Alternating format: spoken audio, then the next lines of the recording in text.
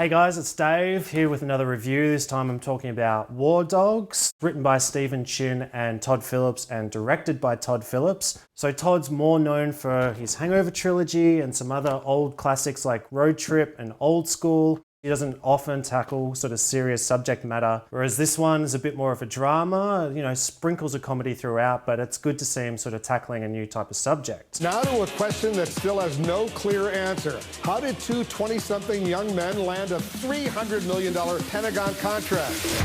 I have a big idea. So War Dogs is based on a true story about two young 20-somethings who get into the world of arms dealing, and they start dealing direct to the US military. If you're wondering why that seems to be something possible that can be done, it's explained away in the movie that apparently George Bush passed some sort of legislation that meant not only the contracts could be filled by big companies, but gave the chance to little guys as well to make a few bucks just to even out the playing field a little bit.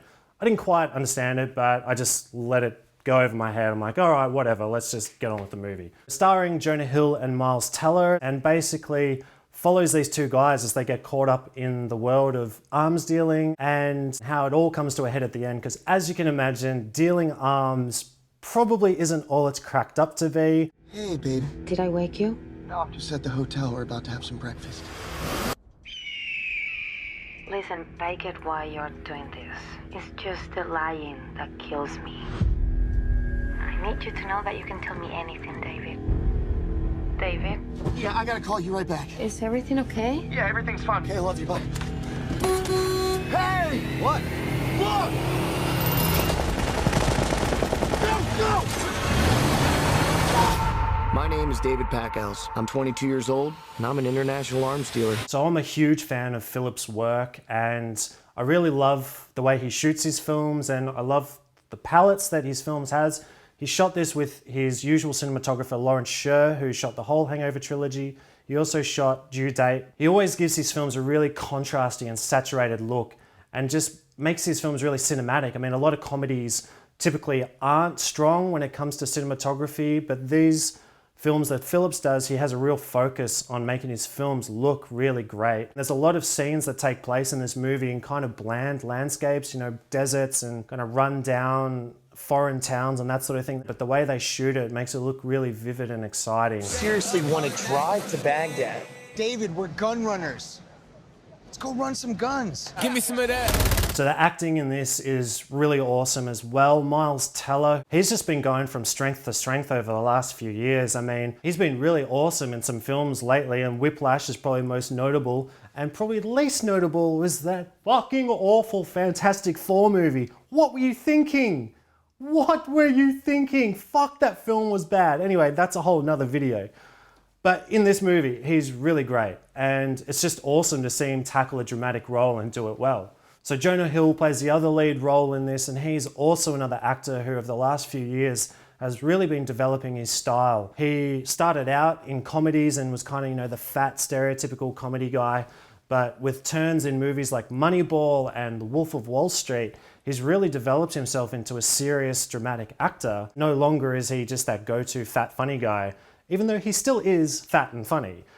But he has another edge now. I've really dug it, and it's been awesome to see him push himself into new and exciting territories as an actor. We're talking exclusive access to a stockpile of Soviet bloc non-standard weapons and ammo. That's gonna win this deal for us. He's on a terrorist watch list. Whatever, people end up on that list for bringing scissors onto an airplane. That's not why he's on the list. Look, the Pentagon wants 100 million rounds of AK-47 ammo in the middle of a worldwide shortage. Where do you think they think that's gonna come from? A bunch of shady motherfuckers like that guy. This is the job. To do business with the people and places the US government can't do business with directly. It's as simple as that.